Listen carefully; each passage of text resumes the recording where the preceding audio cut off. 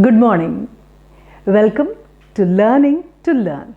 So let me at the outset congratulate you all because you have gone past your 10th standard and now you are in your 11th standard. Now what is so unique about it?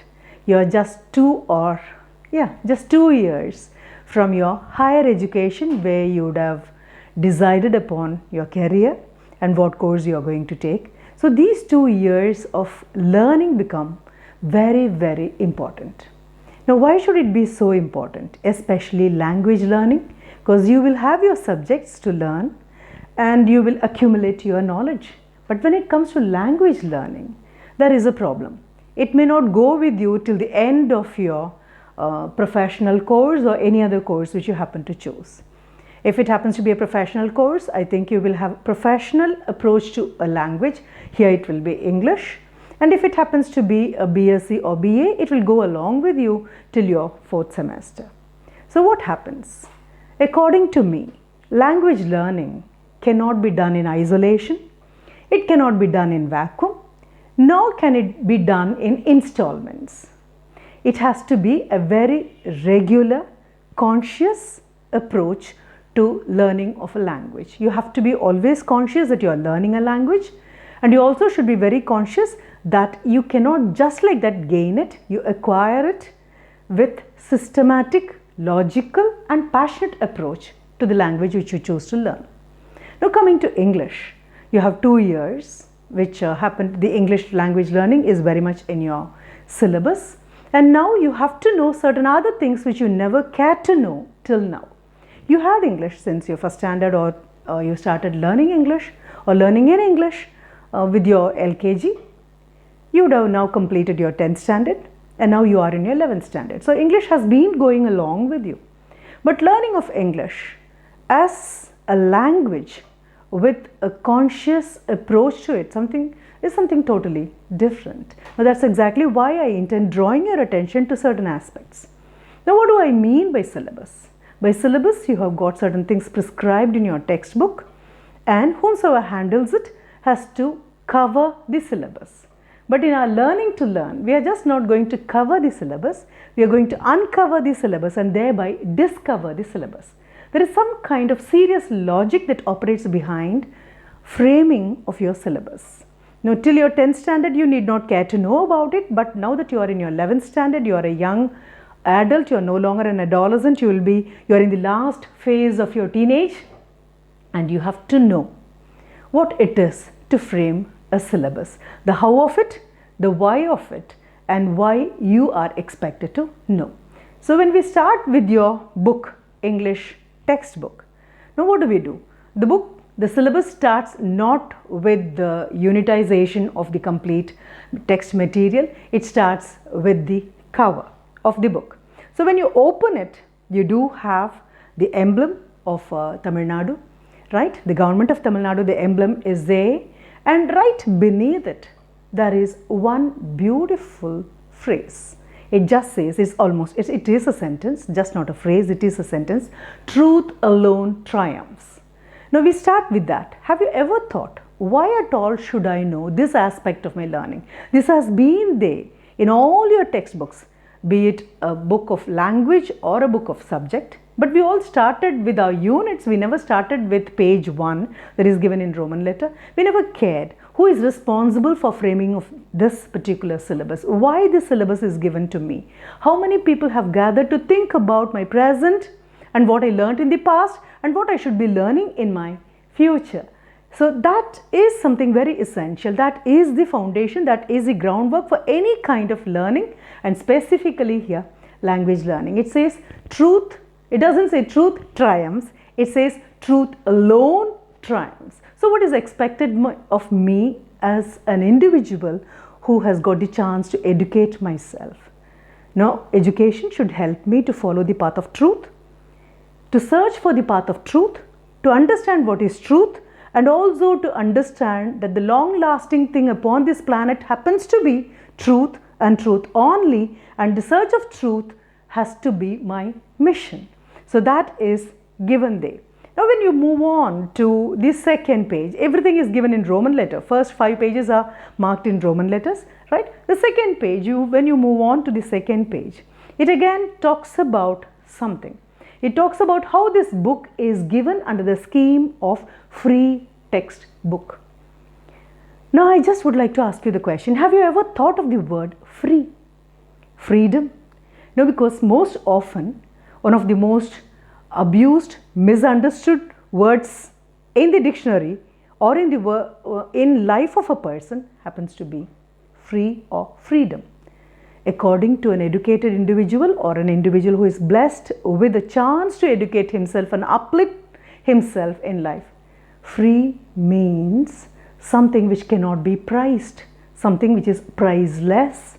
So why should a government, why should a society, why should the people of the country give me something which cannot be measured with a parameter of material benefits? It is free because it is priceless. It is priceless because the whole country wants me to get quality education. I would like to quote something. When I visited a couple of countries which are developed nations, I came upon a similar scheme there also. Children were given free textbooks by the government, but with a small difference. The textbook is not given free of cost every year to the child. If one generation gets the bunch of books free, they have to handle it with utmost care. They should see to that the book does not get damaged, the book remains usable, perfectly usable, so that the book can be handed over to the next generation of students. So if I am in 11th standard, if I have been given a bunch of books to be used for this year, I handle it with utmost care. I treat it with all possible care.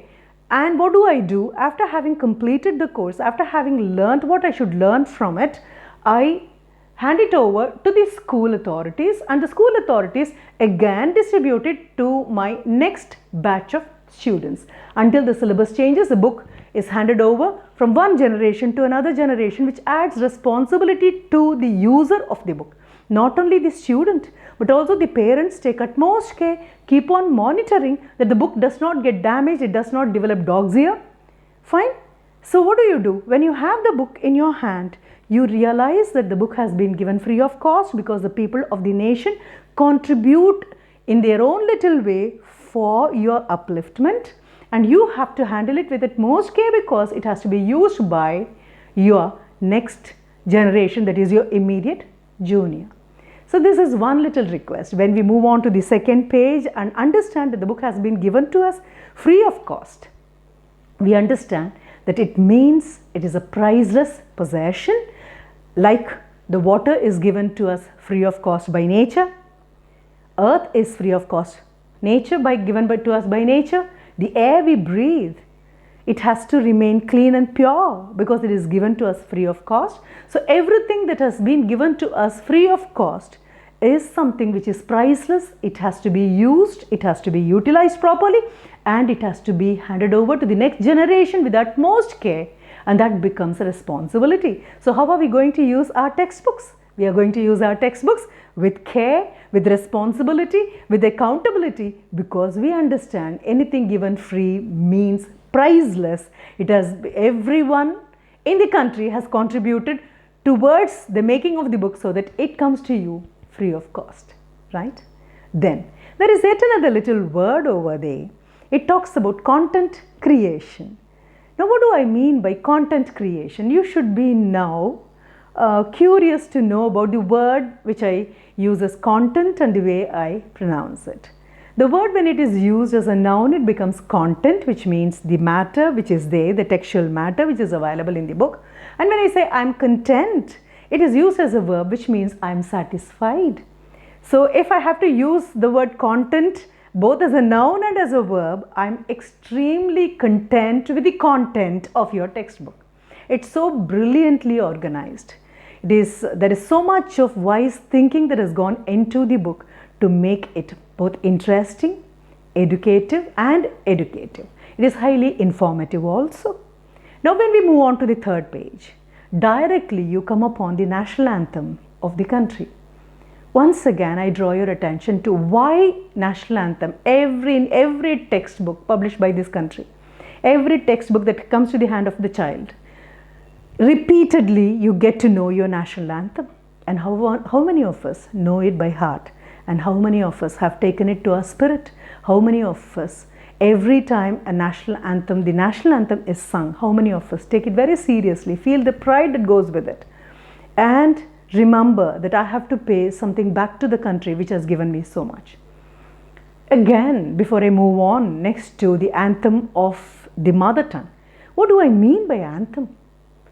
Have we taken pains to understand what an anthem means? Is it just merely a song? No. Anthem happens to be a song, but a song of celebration, a song of jubilation, a song which is sung by people with so much of happiness, so much of mirth, so much of confidence, so much of positive attitude, because something belongs to them and they belong to it. If I have to talk to you about a very great poet who is acclaimed as the national poet of America, Walt Whitman, he says a great poet belongs to the country as the country belongs to him. So it is a matter of ownership. So every child who opens a book and sees the national anthem printed there should feel that this book belongs to me and I belong to the book. This country belongs to me and I belong to the country. It's a kind of mutual trust and faith which you have to get whenever you go through it. It is just not namesake printed there. It is not just a customary object that you find there. No, it is a song of jubilation which has to again and again reiterate in your mind that you are the citizen of the country and you have got a role to play. As you have your rights, you have your duties also. And you have the picture of a school printed there right beneath the national anthem. Again, I draw your attention to that. Why should it be? As I told you, we are just not going to cover the syllabus, we are going to uncover the syllabus and discover the syllabus, understand the logic behind why something is there in the book for me. Now, there is a school building provided there. And what do we understand? We understand the destiny of a nation is decided in her classrooms. The destiny of this country is decided by you.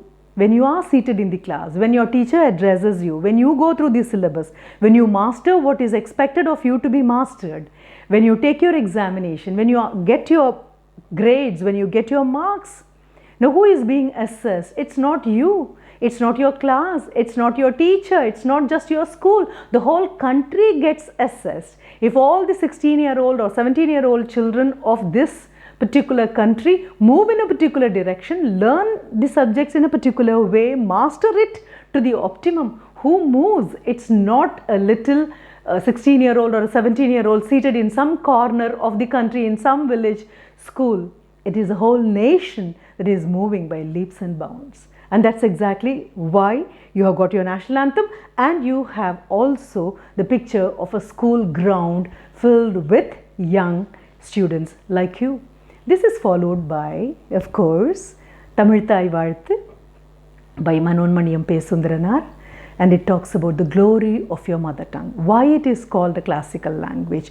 And right below it is also the emblem of the three great kings who ruled over this place which spoke Tamil, right? And its culture, its habits, the rich heritage it would like to pass on to you.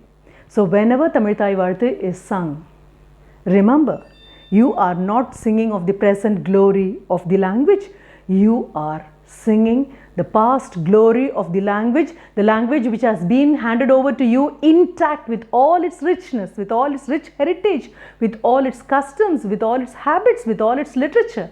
And it's your business to sing with such a full-throated ease that everything is audible, you understand every word, and you're so happy that you are the possessor of a classical language which has withstood the test of time for more than 3000 years according to our date, but I personally believe easily 10,000 years. One of the oldest languages known to human race. So you have inherited it. Again, let me tell you, free, because anything given free means it cannot be priced. If it carries a price tag, you can measure the value of it. If anything is given free of cost, like your parents, like your teachers, like the education, you do have your fee for your education, but fee is not its price, fee is not its cost, because it is priceless. In the same way, you have inherited a language, and whenever Tamil Thai Varthu, which is a hymn for the language, which is an anthem which glorifies your mother tongue. Feel proud and feel happy and feel also extremely lucky, because very fortunate, because you are not just going to master your mother tongue, you also have an access to the other tongue. Here it happens to be English. Next, you have a collective pledge which you make to the country, that is the integration of the country. We all know birds and bees, animals and plants, everything has got language. Each one has got its own peculiar way of communicating. But human race alone has been blessed with languages. And not only that, human race alone has been so wise that it can record all its experiences, good or bad, happy or sad, whatever it is. Everything could be put in language, recorded for the use of posterity, so that the next generation will learn values and ethical behavior written down in literature. So, we are very lucky to be a human being, and we are equally lucky because we are born in India, which is a multilingual country. So, its integration, its unity is decided by the way in which we treat languages, the way in which we treat others who speak a language which is not our mother tongue. So, you have a pledge before the country, and how you will stand for and work for and dedicate yourself for the integration of the country. And soon after this, you have another interesting pledge, a vow made before Mother India.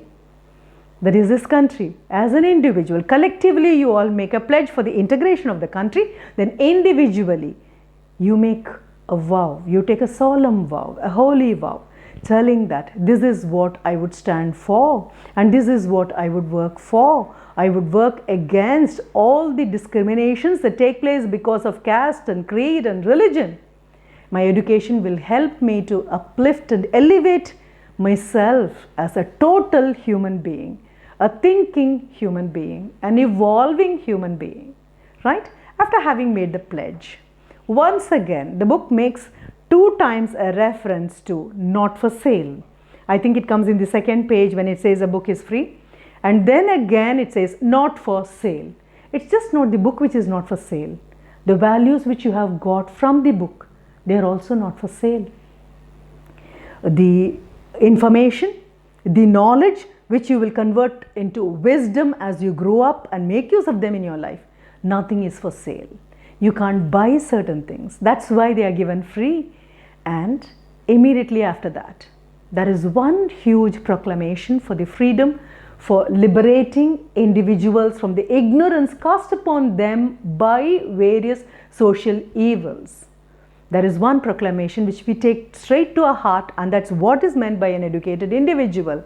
Untouchability. Your war against untouchability. You are a warrior. You are a soldier. As an education, as a person who got education, you have the weapon of education in your hand. You have grown wise and you will fight against untouchability, which is both inhuman, ethically, and criminal, legally. Fine? So after having completed all these, this is exactly how you start with your book. This is what language does to you. Language makes you understand every little thing and give it its due respect, because nothing is little, nothing is small, everything carries its own value in spite of the fact this is being given to you free, right? Then we have the preface. So when we move on to the preface, it just tells you 2 things. The why of the book and how of the book. The why of the book, now that you are in your 11th standard, now that you are in the fag end of your teenage, maybe within 2 years, you will not just be called an adolescent, you will become a young adult, and when you step out of your school, you will no longer be called a girl or a boy, because schools are meant for boys and girls. When you go for your higher education, when you enter the portals of college or a university, you would be called a man or a woman, because higher education is not meant for boys and girls. Higher education is meant for, right, men and women. So aren't we to prepare ourselves? Aren't we to shed away those things which again make us very girlish and boyish? We become more responsible, we have to become more accountable so that we become young men and women who are capable of deciding upon their career, deciding upon the course they are going to pursue, and from there on we will know what our dream is, because when you are in your higher secondary, you design your dream, you design your destiny, and when you design your dream, you define your dream also. By defining your dream, you define your destiny. So, when you get into the preface of the book, we understand, as I told you, the book talks about the why behind the book. Why should these things be prescribed to our students? A doctor gives you prescription. When you go to a doctor and tell him of your complaints, of your maladies, or whatever you are suffering from, the doctor immediately goes by the symptoms, makes various couple of tests, and then decides upon what should be prescribed to you. Anything that is prescribed is curative by nature, therapeutic by nature. The rest of the things are mere suggestions. The doctor doesn't suggest a medicine. The doctor does not suggest a food habit. The doctor rather prescribes a food habit. The doctor rather prescribes a medicine, and then again he goes on to tell you when you should take, how you should take, with what you should not take, how you should not miss, and how long you should take. Everything is very defined and it is given in the form of prescription. Prescription has got its own restriction, it has got its own logic, it has its own reason. Like a doctor who cures you of your physical malady, education is an invisible doctor, and teachers happen to be the representative. Book happens to be a tool with which the teacher helps you to come out of the maladies, which can be your mental maladies, your emotional maladies, right? All those problems you have to cure yourself of. So what happens? It is being prescribed, a book is being prescribed, the syllabus is being prescribed, like a doctor gives you medicinal prescription. So the prescription that starts with your preface, it just tells you, fine, we have got this book framed in this particular way because we expect you to face these challenges. Now once you decide upon your career, the formative years, that is your 11th and 12th, you have to prepare yourself for the final launch. So before you get into the final launch, you have to be adequate. Your knowledge should be adequate. It should be enough so that you will be called a right fit to launch into a professional course or any other course which you choose for your destiny, right? If that is the case, the preface goes on to elaborately tell you, if you go through this particular syllabus, this kind of a content material, right, you will be equipping yourself with a list, that is one long catalogue. How your listening skill will improve, how your speaking will improve considerably. You will become a very conscious speaker, you will become a participating listener. Then you go on to writing, how you go on to your reading, how you become a good reader, a reader who understands what he reads, who reads, rereads, unreads, not only just the text, what is behind the text, what is beyond the text, what is built within the text, above the text and below the text, and also the context. Fine. So you become a very efficient reader, a good reader, a quick reader, mastering a number of words, right? The word power, just not the word, the meaning of the word in isolation, the meaning of the word in the context, and the variety, the shades of meaning which every word carries along with it to suit the context. You get to know all this as a very conscious reader, just not a reader, but a conscious reader.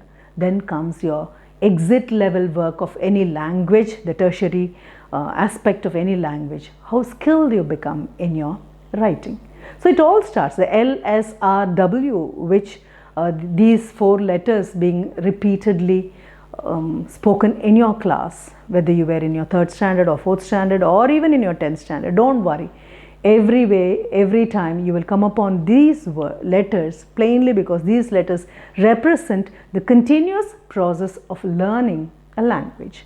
Now, as I told you when I began this talk with you, this cannot be done in installments. Language learning cannot be done in installments. It is a continuous process, it's a conscious process, it's a constructive process, it's a creative process, it's a very challenging process also. So for which you start listening. The book provides you with ample scope to listen. They test your listening also.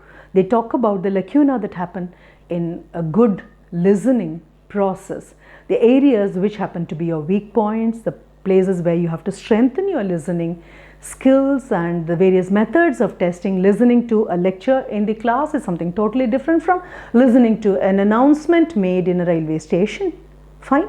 Listening to your friend telling you an interesting story is different from listening to a presentation on a subject which you're absolutely clueless, but yet you have to listen.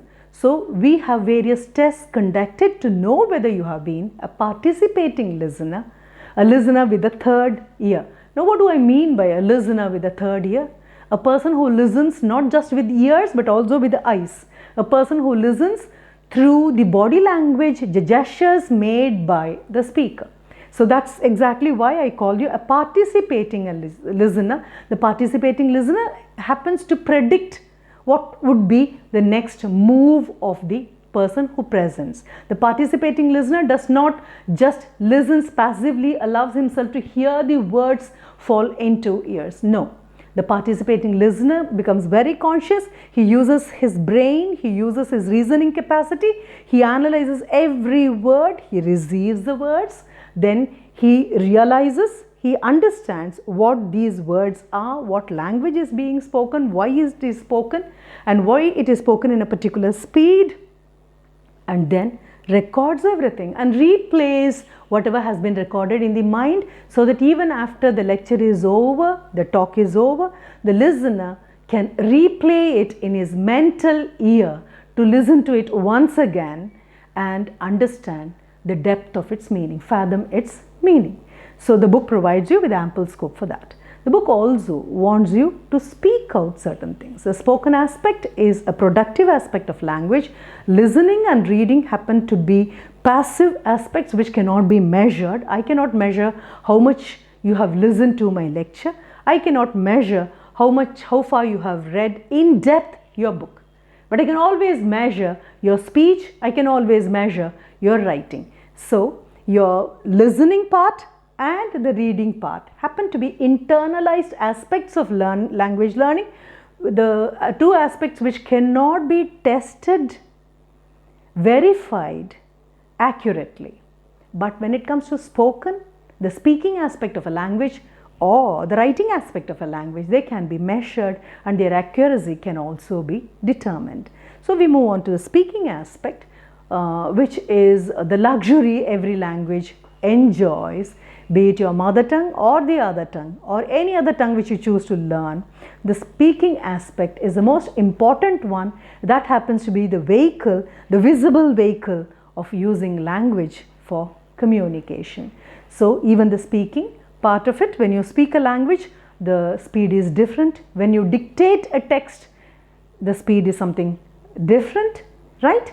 Or when you read, the speed is something different. So it has got a varied form of speed, and you understand it only when you speak. When you speak a language, you know how to articulate, where to make a pause, and even the punctuation marks, which happen to be the body language of your written text, they become your gestures when you speak a language. Unless you speak a language, there is no way of your knowing the tone variation, the pronunciation, and the various other things that enrich a language. Articulating a language openly, that is in the spoken form, is something very, very important, and your book, fortunately for you, gives you ample scope for that kind of a practice. Also, again, the ball is always in your court, and you have to be a good player to make use of all these, so that by the time the year gets to a close, by the time you finish your 12th standard also, these books which have been so meticulously framed, they have been so carefully framed for you, you can get the optimum benefit of it. After speaking, your writing skills will have to be, your reading skills will have to be enhanced, for which you have to just not read what is given to you, you have to go in for extra reading also. So whenever a poem is prescribed to you, or a beautiful essay is prescribed to you, or a short story prescribed to you, you again get a chance to know other stories, other literary creations which happen to fall on the same theme, maybe in your language or in any other language. There is enough scope for reading something more and going for a discussion on whatever you have read. And the final part happens to be whatever is there, you have to test your linguistic capacity most often through your writing skill, which is very, very essential when you have your upward mobility in education, when you go in for higher education, whether it is professional course or any other course which you will use to make a profession of it. Your writing skill has to be there.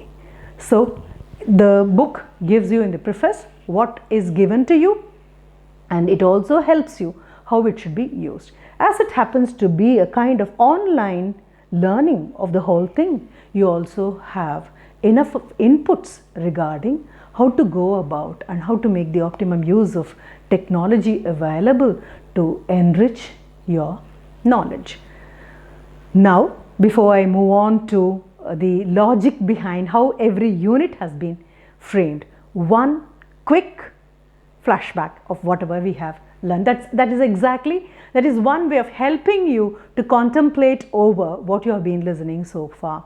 We started the book with the cover, and we went on to talk about why it is here and why certain quotations have been given. And we also looked into who are the content creators, there is a research association. You have research association which sits and prepares the content for you, SEERT.